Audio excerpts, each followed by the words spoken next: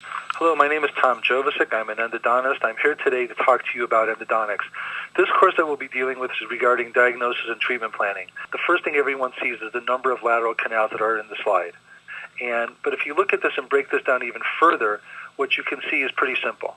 In looking at this slide, you can basically see that the canal diameter was already made for you, obturating the canal in a vertical three-dimensional manner. The key component to any kind of endodontic treatment is an accurate diagnosis. Treatment plan.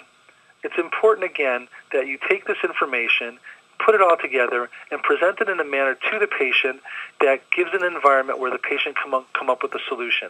Once you have an idea of the patient's report and their symptoms, it's necessary to then go ahead and try to understand their medical symptoms. The purpose of that is for the clinician to determine if the pulp is in three states: normal, inflamed, or necrotic.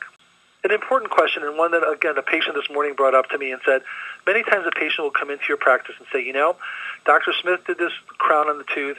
It really didn't hurt before he put on the crown, but ever since the crown has been placed, my tooth has been in pain. It's important to understand that we have the technology today at our hand that has been created that offers us a reliable, a repeatable, and most importantly, a consistent method of treatment.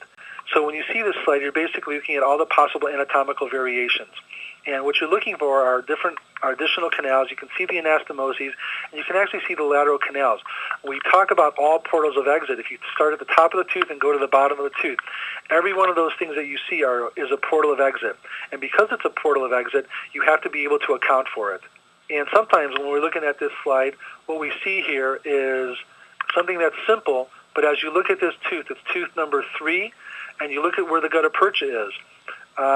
As I study this slide, and I use this slide in my teaching cases when I lecture around the world, thank you, Dr. Tom Jovicich.